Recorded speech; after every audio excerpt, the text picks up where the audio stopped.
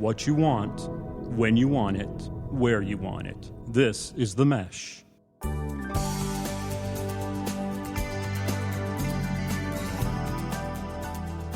Hello, everyone, and welcome to Stepping Up Service. This is our customer service discussion show here on themesh.tv.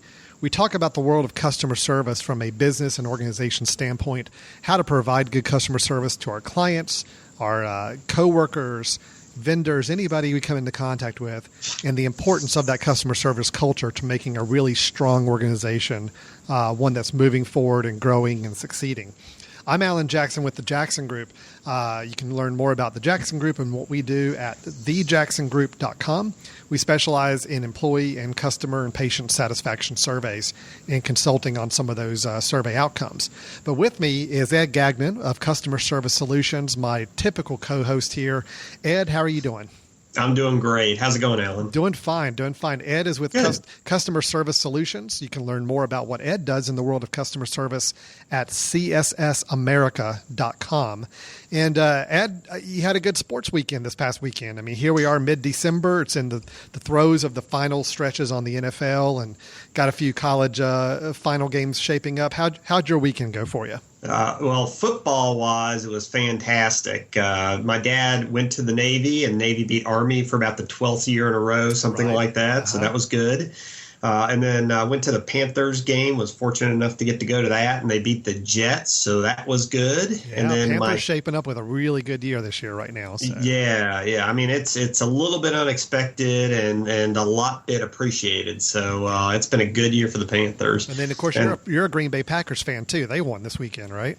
Yeah, that's exactly right. It was the tied for the greatest comeback in Packer history against the Dallas Cowboys in Dallas. Wow. So as a Packer fan, that's about as good as it gets. That's a nice win right there. Very nice. Yes. Well, I may have to re-listen to this podcast frequently if Green Bay starts losing, so just so I can rekindle these memories. That's right. Just remember how good it was here on this particular day we're recording this. Well, while we're on the sports bent, I know that's not what the show's about, but, it's kind of what's on our mind at the moment. Got to put a big shout-out out to Lenoir-Rhyne University, the LR Bears, advancing to the Division II College Football Championship game this coming Saturday. Very, very exciting, especially being here, our local university in Hickory, North Carolina. And Ed, I don't know if you know this or not, but basically just about every member of my family went to Lenoir-Rhyne except for me and my brother. I think that was about the only ones that didn't. Mother, father, aunts, uncles, sister, cousins, I mean, you name it. They all went there. My wife went there.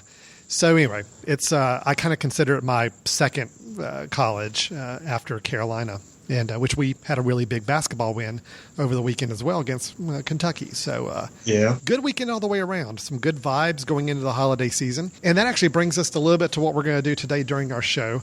Of course, during the course of the year, we've tried to share with you as much information, education, and ideas about how to improve customer service in your organization, ways to tackle that and prepare your staff and team for being as customer focused and creating that customer service culture as much as possible. What we're going to do today is kind of kick back a little bit. It's the holiday season. There's a fire going in the background as you're listening to this. Maybe you've got your slippers on. You're kind of ready to wind down for the holiday season. What better time than to do a little storytelling? Let's go through some customer service stories. Ed, I think you have a few of those to share with us and some things we can try to learn and pull from those stories. So let's do a little storytelling. What do you say? That sounds great. And the stories we're going to be telling, every one except possibly one is absolutely true. Do I get to guess which one is not the true one? Is that the deal? Yeah, that'd be a nice game. We'll do that. Okay. We'll do true or false. Is this true after each one of these stories? And these are good customer service stories to just listen to, absorb, have fun with, and share with others in your organization too. So the first one is called "Give the Patient a Hot Dog." Give the patient a hot dog. Okay. Yes. I'm ready. Alrighty. Well, there was this 94-year-old woman who had to go to the emergency department, and nobody could get her to eat anything. It was obviously impairing her health, and the ED staff were doing whatever they could to try to get her to eat. They were asking her why she wouldn't eat, and eventually it came out. She thought that people were poisoning her, and that's why she wouldn't eat. And nobody could convince her otherwise. And it was starting to become a serious concern, obviously, from a health perspective. So a young physician went into her exam room, began talking to her, was pleading with her to eat something, anything. She refused to eat. And then he asked, well, if you were to eat something, what would you be interested in eating? And she said, a hot dog. And now it was real late at night at the ER, and the hospital cafeteria was closed. So the physician sent one of the staff out to just a local fast food place to get a hot dog. The employee returned with the hot dog. The doctor took it into the exam room, and the 94-year-old woman still wouldn't eat it. Yeah. So the doctor asked her, well, why won't you eat it? And she still reiterated that she thought somebody was trying to poison her. So the doctor picked up the hot dog, and he took a bite, and he ate it, and he handed the hot dog to her, and then she ate the whole thing. Nice. Yeah. So what would be a takeaway or a conclusion, a little bit customer service oriented, that you would have for that particular story, Alan? Well, it sounds like a case of going that extra mile, doing something a little over and above what maybe is on your job description. I'm sure this particular physician, when he went through med school and all this, he didn't think eating a hot dog to show a patient that it's not poisonous is not really on the job description. It's not really on your itinerary of things you expect to do in a day, but it's what they knew they had to do to get her comfortable and get her knowing that she's safe and everything's okay. That's true. I mean, he knew he had to do that because he cared enough to not just deal with the surface issue of she's not eating, but he was trying to identify the underlying issue. He's trying to understand her uniquely, her personally, and he was also trying to gain trust. So that's what that first lesson is all about. Try to understand what's unique about the situation with that customer, kind of the why behind the what, gain trust with them, and maybe it can help you through some of those rough spots with your customers. Well, that's good. That's good. Trust is a good point you brought up there. I didn't think about that initially, but yeah, it's, if she sees that, he's willing to do something and to build her trust, then it gives her more trust in the entire process, not just the food. I'm sure it goes much deeper than that. It's trust in the whole experience that this patient's going through. Yeah, and probably, just like you were saying, a little bit of the fact that he was willing to go above and beyond helped to engender a lot of that trust, too. Although, Ed, I love hot dogs. So the idea of eating a hot dog as part of my job, actually, that's not over and above for me. That's like something I would relish on a daily basis. So, no pun intended. That you would I relish. said relish. Very nice. I surprise myself sometimes. So, okay. So the first one, give the patient a hot dog. Great example of building trust and kind of going above and beyond the call of duty. Yes. Was that the true story or the potentially made up story, Alan? I'm going to say that one's probably true. I could see that happening very easily. Yes, that's definitely true. One of our clients, that happened at one of our client sites. Very nice. Okay, great. You ready for the second story? Bring it on. It's called Password. Okay. All right. A new employee had just received his computer, and he called the help desk for supporting getting logged into the computer. So the IT help desk employee told him to put in a new password. There was a long pause, and the IT rep asked him, well, why is it taking so long for you to enter in a new password? And the man replied, well, I did just what you said. You said to put in 7 characters in a capital, and it took me a while to type in sneezy, sleepy, dopey, doc, happy, bashful, grumpy, and Nashville. 7 characters with a capital. Gosh. Wow. So what's your takeaway there, Alan? The takeaway is... True or maybe not true question first. You want me to tell you if I think it's true or not true? Sure, why not? I'm going to say this one's not true. Yeah, this is the one I'm not certain is true. Not certain. It's kind of not certain. Maybe it's more of like an urban legend. Yes. Could be true out there, but we don't really know for sure. Well, but I mean, it does bring up a really good point, is that there's so many times we take things for granted that people are going to understand instructions or the words we say. And I know I'm guilty of this. You get in a habit of saying certain things a certain way all the time, and you just assume everybody around you is in your same line of thinking. And that can really trip you up from a customer service standpoint. So the idea of saying 7 characters, I mean, those of us who type in passwords all the time, we get it. Somebody who may not be as used to it, that could mean a whole different thing. So Yeah, and that's exactly the way I looked at this too. I mean, what is clear to us, people who are used to our processes, our terminology, our acronyms, might be clear as mud to the customer that we're communicating to. So we have to communicate as simply as possible, as specifically as possible, especially if you're trying to get the customer to do something. You're trying to set expectations about what's going to happen next or when it's going to happen. The more simple we can be, the more specific we can be, the more effective that will be in communicating expectations to customers. Although I do have to say, as far as like a really, really secure password, Yes. I'd say typing out all 7 characters of Snow White and the Seven Dwarfs and the word Nashville, I don't think you can get much more secure than that as a password. So that's pretty good. Yeah, that actually is a pretty good one. So you set aside like 2 or 3 minutes every day to just type in your password. Well, our third story is a personal story. This is one from my wife and I from years ago, and it's called "Find and Keep Your Alvin." Okay. All right, you ready? Yes, I'm ready. Find and keep your Alvin. Your Alvin. Okay. All right. So his name is Alvin.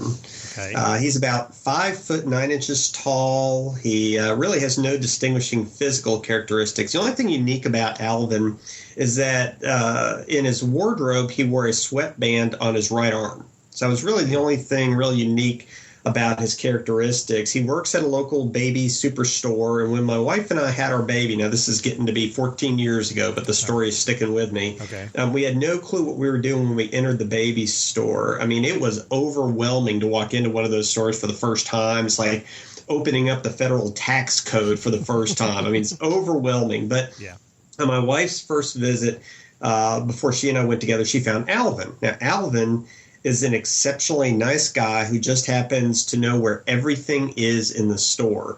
He locates the right car seat and he retrieves it. He recommends the right type of baby drinking cup, and he offers to take the larger items to the cashier so you don't have to lug them around the store. Alvin's the kind of guy you look for help, and when you ask another employee a difficult question, they invariably go to Alvin. I mean, there were times when I went to the store with her in subsequent visits where employees were coming up to Alvin and saying, "Excuse me, I'm sorry to interrupt, but Alvin, where is this? Or what do I do with this? Or the customer's asking me this." So we loved Alvin, but we also relied on Alvin, and apparently his coworkers relied on him too. And every time we went into that store, we looked for him to make sure we could get our needs met. So what's the conclusion, the takeaway from your perspective on that one? Well, a couple things, actually. I mean, I think the fact that you guys knew this person's name at this store, you knew him, you knew who he was, you knew what he's capable of doing and helping you with. That's really impressive. I think that's great for any business to understand that, a really good customer service representative is going to develop that kind of personality and relationship with your customers. And that's great to have that. It makes me a little nervous in that I hope Alvin's not the only one in this store that everybody remembers, because again, that's when you hang your entire culture on one employee. It's a little treacherous. I hope that they're trying to repackage Alvin into as many other different staff members as possible, or taking the lessons they can learn from Alvin and rolling them into others. But overall, it's building a relationship with your customers. It's building that personality with them where they can rely on you and they trust you. Really says a lot for the organization. Yeah, those are great points. And I really liked your point about how you would hope that it's not, their experience is not all about Alvin, where they can kind of view Alvin as the best practice and figure out how can we make everybody an Alvin to one of our customers. And the other aspect of it is every employee has every organization has employees. They want them to be great at customer service. If they're a customer-focused organization, they train them in what they need to know. But one piece of it we need to keep in mind is, there are certain people who are just stars. I mean, they are just fantastic at what they do. The customers love them. They're wonderful to their coworkers as well. And companies really need to be intentional about knowing, well, who truly are your stars? All employees are valuable, but if there's 1 or 2 or 3 stars that you really realize that so much of your success is based on them or based on the impact they have on their coworkers in the organization, we really need to identify who those folks are and make sure we're giving them the training or the rewards or the recognition or whatever that helps to retain those superstar employees. Because you got to remember, those superstar employees can probably, if you really wanted to do the research on it, can probably be directly attributed to a good chunk of your sales in the future. Because people like you know that you're going to go to the store and hopefully find Alvin or whoever Alvin's counterpart is at other stores. to help with the sale. And if Alvin wasn't there or somebody comparable to Alvin was not there, the chances are higher that you may go into a store and stroll the store, but you're not going to end up buying something there. You're going to go find somewhere else. So these superstar employees are hitting your bottom line as an organization, and you need to recognize that, cultivate that, but then also figure out how to reproduce that with others. Yeah, those are great points. And oftentimes organizations with CEOs, with presidents who might be very product focused or overly marketing focused, or maybe they feel like they know everything, there's a little bit of arrogance in there. They don't value that individual employee and that expertise and those stars as much. But if they really took the time to realize the bottom line value and the additional sales they get from them and the higher retention they get from them, then they would actually be more successful CEOs in the long run. Absolutely. Yeah. Well, we've knocked out 3 stories here. Let's take a quick little break, and when we come back, we'll hit a couple more or so and see how that's going. This was fun, though, just kind of a little more laid back, just talking some stories, and I might have one, a little embarrassing one to share with you later. We'll see how that goes. I don't know. But you're listening to Stepping Up Service with Alan Jackson of the Jackson Group and Ed Gagnon of Customer Service Solutions. We'll be right back. We'll get back to your show in a moment. Just a reminder, you're listening to The Mesh, an online media network of shows and programs ranging from business to arts, sports to entertainment, music to community. All programs are available on the website as well as through iTunes and YouTube. Find out more at themesh.tv and give us feedback on what you like. And now, as promised, back to your show. Hello and welcome back to Stepping Up Service here on themesh.tv. Before we get back into our show, just a reminder, themesh.tv, or The Mesh as we call it, is our online network of audio and video programs, all available for free on the internet. You got a wide variety of programs to listen to, including this one, Stepping Up Service. You've got film reviews, you've got sports talk and discussion shows, you've got music shows, a lot of different variety, a lot of different programs to listen to. They're all free to listen or download to your local media device. You can subscribe to them on Apple iTunes or on Stitcher Radio. A lot of different ways to get in touch with us through our website at themesh.tv. You can contact us, you can ask us questions, maybe request ideas or suggestions for future episodes. Either way, we'd love to hear from you. So feel free to visit themesh.tv and get a hold of us with any feedback or questions that you may have. And on the mesh.tv website or on iTunes, you can go and search for Stepping Up Service and look at all of the previous episodes we've posted ever since we started this program over the last couple years here. A lot of great information, a lot of great resources to share.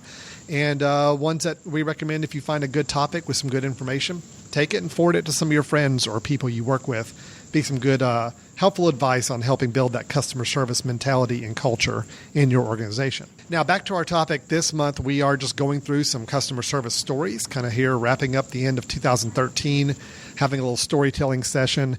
Ed had just shared with us 3 stories, I believe, just before the break. Different ones that we're kind of gleaming different information and notes from. But Ed, I'm going to turn it back over to you to give us a couple more. Okay, well, the next story is called The Unlit Cigar. The Unlit Cigar. All of your story titles are sounding like Perry Mason episode titles or something. Well, my wife has been watching a lot of Columbo lately, so maybe that's where I'm getting this title. Maybe that's it. Okay. Yeah. I definitely picked up some sort of procedural crime mystery drama genre going on there. So, all right, The Unlit Cigarette. Yeah, or Unlit Cigar. Unlit Cigar, my bad. Yes, sorry. Well, this is a story, again, another true story about a golfer who was making the turn. So anybody who's not a golfer, if you play 18 holes of golf, you play the front 9, and then before you go to the back 9, they call that making the turn, where you're going from number 9 to number 10. Often you stop by the clubhouse, get a drink, a snack, that sort of thing. Okay. So just a little definition there for the non-golfers of the world. Thank you. We appreciate that. So the golfer was making the turn. He went to the clubhouse, got himself a hot dog. And as he was buying the hot dog, he noticed one of those humidors that have very expensive cigars. And this was a golfer who would occasionally smoke cigars.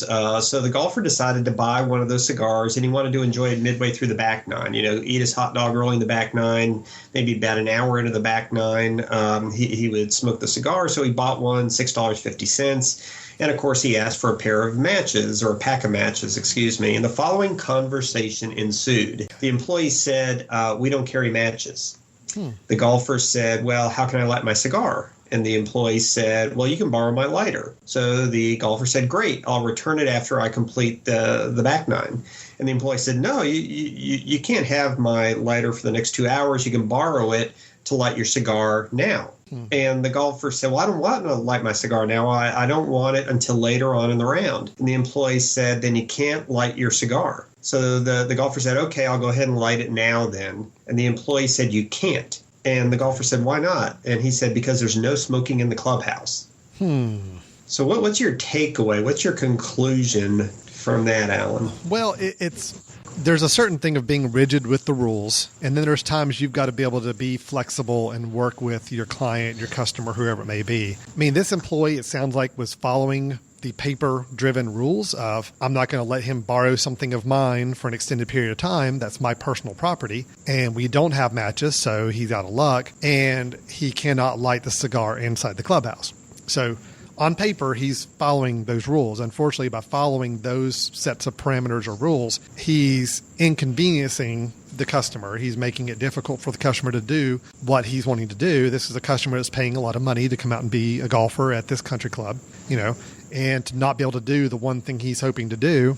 Doesn't sound like this employee is really working with him in any way to make that happen. Right, and those are excellent points. I mean, the idea that you have policies and procedures, but if you wanted to take the big picture look at this is a golfer who is spending about $75 or $80 for a round of golf. Who knows what kind of merchandise he would have bought afterwards. He spent $3 on the hot dog, $6.50 on the cigar, so easily a minimum of $100 transaction. Right. If he played this course 10 times a year, that's $1,000 a year for the next 10 years. That's $10,000.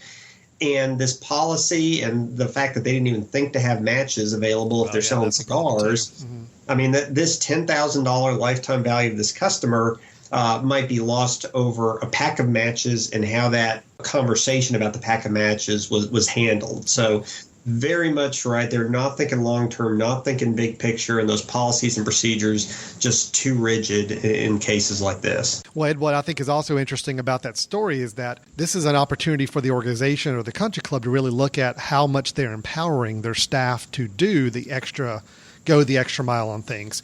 Because it's very possible that this employee knows that, okay, these are the rules, and I've been told I've got to stick within these rules all the time, no matter what. Where maybe it's an organizational opportunity to say to their employees, hey, listen, if somebody needs X, Y, Z, we're going to go out of our way to give them X, Y, and Z. So it could be down to the individual, or it could be the entire organization. It's hard to say, but it's a good opportunity on both levels. Yeah, that's an excellent point. And just the idea that somebody would be wired this way or not have had, like you're saying, the organizational management guidance to say in situations like this, it's all about the customer. It's not about your lighter. It's not about this particular policy or procedure. It's about what's best for the customer. And hopefully what's best for the customer is going to be best for the long term for the organization too. Yeah, absolutely. Great. Yeah. Well, you got another story for us? Yeah, this is actually the last one I have for you, and since you have that additional story, that'll be great too. And this one's called A Lost Ticket Can Be a Big Win. All right? Okay. And this is another true story. One of our professional sports clients, this is an NBA basketball team, had one of those amazing stories that touches on ticketing in the sports world, customer service, et cetera. There was a radio affiliate of the team, so a radio station that had an agreement with the team that sent an important client to a regular season game. And the client was driving to the game from out of town, and about halfway to the game, he realized he had forgotten his tickets, and it was way too late for him to go back to his house and get his tickets. So the affiliate called the employee of the team. He had been given this particular phone number. The client called the employee of the team. We'll just call this employee Marie. So the client calls Marie with the basketball team, and he's in a panic. He said he didn't have time to turn around, so Marie immediately contacted the box office staff, told them about the issue. The staff was not only able to replace the client's tickets, but they gave him an upgrade, gave him better seats. And Marie met with the client at his seats during the game just to make sure that the client was okay with the seat. She gave him a few little trinkets too, a few little giveaways from the team. And she even offered to introduce the client to some of those radio announcers from the affiliate during halftime. Wow. The client the client was able to do that. They had a great chat at halftime, and they were actually comparing this experience they had to another pro sports team in the same state that was horrible. So this obviously made a huge impression on that particular client. And in fact, the client was so impressed with the service they got, they actually ended up signing a multi-year deal with that radio affiliate as a sponsor of the team. So the client was happy. The radio affiliate was thrilled, and then obviously it ended up benefiting the team as well. So what are some conclusions you have about that, Alan? Well, the number one takeaway is I think we all ought to make every effort to lose our tickets on the way to sporting events to see if we can get very similar service. Yeah, I'm seeing I'm missing a huge epidemic of people calling now their sports teams saying, "Oh, I lost my tickets," or "I don't know where they are." So I'm overwhelmed, surprised on what they did, going over and above. Now, granted, I don't know, and actually it doesn't really even matter to the story whether or not this is a big ticket customer to begin with or not, or if this is just going to be one of his very few times coming to a game. I don't know. But the nice thing is that it didn't matter. They treated him like royalty. A little interesting that, someone who kind of makes their own oversight as a customer got actually a much better outcome for it. But it does give, I guess the overall goal was make sure that person walked away with the most positive experience possible, which obviously sound like they did. And it did result in better sales for them in the future. So you've got to take those opportunities, I guess, is the takeaway. If you're an organization, you've got a chance to make someone's experience top notch and something that they won't forget. You got to grab any opportunity you can to do that and make it happen.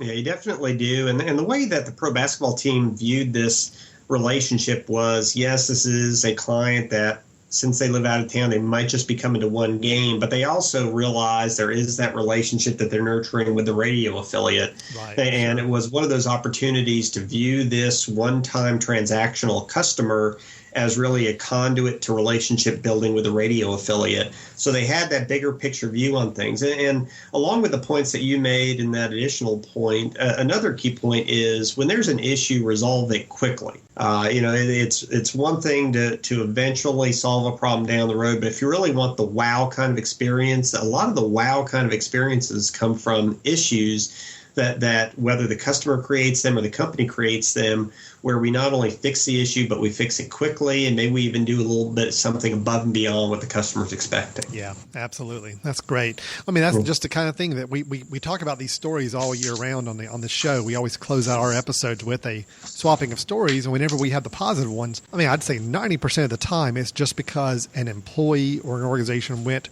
over and above to give the best experience they could. And those are the things that just, they stick with us. They're the things we tell other people about. It's great to hear when an organization really pulls it off and does the right thing with it. Yeah, and when you say 90% of the folks, those stories are about somebody, an organization, or an individual going above and beyond. I think the reason why they have such a huge impact on people nowadays is because our expectations from a customer service perspective are so low that when we not only get the expectations met, but somebody actually does beyond what we asked, beyond what we anticipated, it is a wow. It is a superstar kind of story. Yeah, that's great. Well, Ed, because we have a few extra minutes, I'm actually going to tell you 2 stories. Is that okay? Oh, yeah, that's Do we have great. time for 2? This will be 7, so people can listen to one every day of the week if they'd like to. That's the way they can break up this podcast. The 7 days of customer service. Just cue up one of these stories every day, and it just kind of starts your day off on the right note. I've got 2 stories because I have had 2 things happen to me recently. One, very, very positive, and one's probably more embarrassing on me than anybody else, but still I'm going to call it a negative. Let me start with the negative first. So my middle son, turned 12 just recently, at the beginning of this month. And he's 12. He's kind of at that age where he's out of the toy phase a little bit more. He's kind of looking at a little bit more grown up, preteen, teenager type gifts. So we got him a desktop computer. He's very talented on computers. He's used ours for a number of years. So it's like, okay, well, we're going to make the big jump here. We're going to try to get this thing set up, see how it goes. So I went to one of our local electronic big box stores and found a really good deal on a computer that I thought would work out really well. Asked all the right questions, to make sure this thing has Wi-Fi that's easy to set up and make sure it's got this installed and that installed, all that good stuff. got it home, and I consider myself, Ed, a pretty literate computer guy. I mean, I spent many of my younger years tinkering with computers all the time. So, of course, the idea of me going home and setting this thing up, it's a piece of cake. I go home, get it all unboxed, hooked up, go through, didn't really read the instructions, but didn't really feel like I needed to. All set to go. Everything looks great, works great. Well, we've got a wireless network in our house. So right away, it's like, well, we need to connect to our wireless network so you have the internet up in your room. And I'm looking on my phone. I'm looking on my own laptop. I've got great signal up in his room. I go to set up his wireless signal, and it's saying either the signal is really, really weak or non-existent. And I cannot figure this out. So I'm just racking my brain thinking, okay, is something wrong with this wireless card? Am I going to have to go and reinstall things? I'm looking up online for drivers and all this other stuff. Well, I go for about an entire weekend having to deal with this. I've got wired cables hooked up strung around the house just to give him an internet signal for the first few days because he had some friends coming to spend the night and I wanted them to be able to play on the computer. But I'm about frustrated by this whole process. Well, I'm about ready to box back up the computer, take it back to the store and have them fix it. And my son, as he opens up the instruction booklet, finds a little slip in there and a little thing in a bag. He's like, Dad, what's this? And it's a little rod, plastic looking rod inside the instruction booklet with a little taped on slip that says, this is the antenna for your wireless card. You must screw this on before using the computer. Oh, gee. Now, I was very relieved to see how quickly and easily this could be resolved. But then I started thinking about it. Here I am. I have cracked open my computer. I did my little startup steps, which are on that little sheet you get when you first open your box.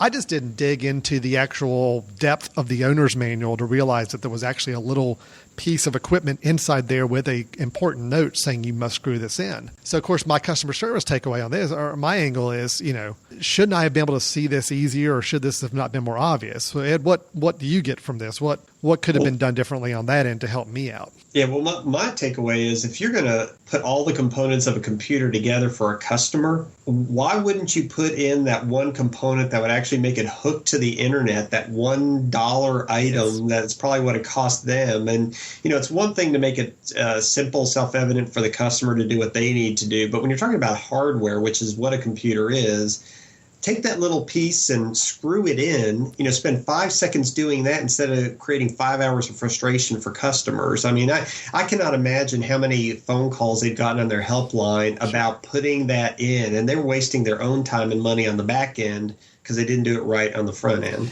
Yeah, exactly. I don't understand that. I mean, we're in an age now where we've got these all-in-one PCs and we've got laptops, we've got iPads and other things that just work out of the box. You get them, you turn them on, they work. Here it is, a desktop PC. That's that one step that I guarantee, like you said, a lot of people missed. And it really frustrated me to where I had some very negative, sour thoughts on the manufacturer of the company, the computer, the company that sold it to me. Granted, all in the end, they're not as they're a little more unfounded than they should have been, than I thought they were going to be. But still, I'm still wondering, why was it so difficult not to just have that little thing screwed in the back? I don't get it. Mm-hmm.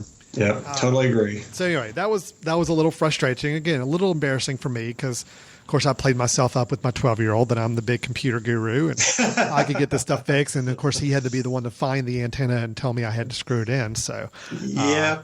Yeah, it was a little embarrassing. But let me give my second story, which does end, I think, on a very positive note, and it does have a very strong personal connection here. So my father, who some of the listeners of this podcast may know, Tony Jackson, does a lot of work. He's founder of our company, works with a lot of organizations on developing their leadership team, working with improving some of their leadership skills. Well, he had to go through and have some spinal surgery done the day before Thanksgiving. It was kind of I want to say it's a last minute thing, but it was only planned a few weeks in advance. He has a lot of problems with his back that was causing him a lot of pain. Doctor said this is something we really need to get in there and take care of. So we elected to have it done the day before Thanksgiving because that way he'd have his 6-week recuperation time over the holiday season. Seemed to be the best time to do it. So my mother and I are both at the hospital. We're in the outpatient surgery area waiting as he goes in for surgery very first thing in the morning, very early. And it's a little nerve-wracking. I mean, anytime somebody goes in for a procedure, even though this one's fairly standard, you're still working with the spine. It's still a very nerve-wracking process to think that, one false move and something could go really, really wrong. So, of course, we were a little a little on edge about it, a little trepidatious about what was going to happen. So we were at our local hospital, a local family hospital we've been to for many, many years here in our area. And what was really impressive is that we got back in the prep room where they were kind of going over all the details of the surgery, what was going to happen, what to expect.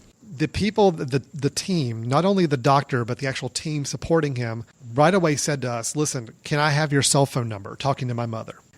So she gave him the cell phone number, and they said, we're going to call you every hour throughout the process and let you know how it's going. Now, my first thought when I heard that is, yeah, sure they are. It's like, okay, that sounds like something you're going to say to do, but I've got enough history with places that I don't always trust that. But they took down the cell phone number and they said, we're going to call you. And my mom had been given some little terminal box, almost like a thing you get at a restaurant that lets you know when your table's ready. She was given one of those by the check-in desk to use to kind of communicate with her as well. So she said, well, I've already got this thing. They said, well, that's good, but we'd like to call you as a backup just to make sure you're getting information from us all throughout the morning. They said they would call first time at 8:30 a.m. I mean, it was honestly 8:30, if not 8:29 a.m. and the phone rang while we were in the waiting room. Just passing along an update. We're getting ready to go into the surgery right now. We're going to call you back at 9:30. I said, great, thank you for the update. They called back at 9:30. Wow. Here's the update. Here's what's going on. Here's what we're doing next. They did that every single hour. And they said before they got off the phone each time, this is the time we're going to call you back. And they called almost right on the dot that time. Wow. With an update all the way through the morning. So basically, we got 5 phone calls during a 5-hour block of time updating us on how he was doing with the surgery. Not only was it the peace of mind of being able to get those updates all throughout the day and not having to worry about why isn't somebody calling me, what's going on, but the fact that they actually told us this is the time we're going to call you back, and by gosh, they did. That was amazing. I was really, really impressed with that. Just very, very fortunate. And I think that's the way you communicate with people, especially when they're going through such a very sensitive and maybe a little emotional time, especially in a waiting room like this for a procedure like this. To be able to have that constant information funneled to you and to get it when it's expected to come to you was really impressive. So I just got to really say that was a great process and a great example there. Yeah, that's a wonderful story. I mean, that hits on so many things. Some of it is about, some of the takeaways are about setting expectations about what's going to happen next, when it's going to happen. You can also talk about the fact that it's not a matter of doing something for the customer, but communicating what you're doing and making sure that gives you peace of mind. I mean, we often talk about not allowing long periods of delay, even if you're just talking to a customer service rep, because negative thoughts pop into people's minds. Well, think about long periods of delay or no communication when your loved one's in surgery for 3 or 4 or 5 hours. Yeah. I mean, there's so many positive takeaways, and the fact that they not only were setting those expectations, but they were delivering on them is wonderful. And I think the surgery went well for Tony as well. Is that right? It went really well, very smooth. Everything was great. So he's recuperating nicely on that. And I'll tell you too, Ed, just for those people, especially in a healthcare environment or other places where it's a very stressful, maybe more tense situation, keeping in mind too that you've got situations where a lot of times people in a waiting room in a hospital environment are on edge and they're nervous about what may be going on with their loved one or what's going on behind the scenes. In a way, them telling us that they were going to call us every hour meant that for that 58 minutes in between those 2 phone calls, we kind of felt like we could relax a little bit. Mm-hmm. It's almost like we know we're going to get an update. We don't have to be sitting here watching the phone to see if it's going to ring during the hour or be nervous that we're going to miss an update if we walk to the restroom or if we walk out to the car to get something. We knew when we were going to get our update, so I actually felt like that in-between time waiting was so much less stressful and so much more we could be comfortable. We did some work, read some, all that, and we just didn't have to feel like we had to worry about are they going to call us with any bad news or what's going to happen next. We kind of knew what was going on and we felt much more comfortable. So not only was it just good communications, but it actually helped those of us in the waiting room really kind of manage that waiting period so much better. We even talk about the importance of reducing patient anxiety. Yeah. And one of the ways to do that is to first realize that a lot of anxiety comes from fear of the unknown and lack of control. And if you can make the unknown a little bit known, you tell the patient or the family what's going to happen next and exactly when it's going to happen, that knowledge actually helps to reduce some of that anxiety. So I'm glad that you weren't as probably on pins and needles as anxious as you might have been otherwise. Absolutely. So anyway, thanks for letting me squeeze in 2 stories there. So that's a great story. We finished up. Well, a lot of good examples, a lot of good takeaways we've got from these stories. I mean, I know we like telling stories during our episodes. We always try to close out our shows with one story. Here you have 7 of them to kind of pick and choose from of things we've experienced recently. I think the reason we see the value in these stories, Ed, and you correct me if I'm wrong, it's just sometimes in the world of customer service and providing really good customer service to people, sometimes it takes us hearing people who are doing it right or maybe people who aren't doing it as well to kind of see how it relates to our own personal situation or our own company situation. I think stories are just a great way to get that information. So hopefully those of you listening got something out of one of these 7 stories or maybe got an idea of what not to do in your organization and something you may want to spend some time over the holidays reviewing and making sure is not happening at your company or place of business. So yeah, well, those are great points, Alan. And oftentimes you can make a certain suggestion or recommendation about a technique or tip or skill, but actually seeing it in play in a real life story makes you realize what the impact is of that and how it's actually delivered. And hopefully those 7 stories are going to give people a flavor for that. These are the skills we talk about all the time. These are the techniques. These are the methods of communicating or dealing with issues. And then these are 7 specific examples of how to do or how not to do those particular techniques, how not to use or how to use those particular customer service skills. Perfect. Very nice. Great. Well, Ed, thanks so much. And, Merry Christmas, Happy New Year, everything else coming up over the next few weeks. And we're not going to be recording a new episode until January. So it'll be a whole new year when we get back together. Ed Gagnon, you can learn more about him and his company at Customer Service Solutions. That's CSSAmerica.com is the website. He's got blog posts. He's got newsletter you can sign up for, a listing of some of the services they provide, some of the consulting work they do. Just a great array of services you guys offer there at CSS, and just encourage anybody who's looking to elevate their level of customer service culture, maybe training of staff on better practices for customer service. Definitely check out CSSAmerica.com and see what they can do for you. And then my name's Alan Jackson with the Jackson Group, conducting employee, customer, patient satisfaction surveys for organizations across the United States. You can learn more about us at thejacksongroup.com. That's THE Jackson Group, all one word, .com. And then, of course, you're listening to The Mesh, so you can visit the website at themesh.tv, see all the other shows we have going on, or go back in time and listen to some old episodes of Stepping Up Service. So, Ed, I hope you have a great holiday season. Thanks, you too, Alan. Have a great time. And we'll talk to everybody in January, so take care.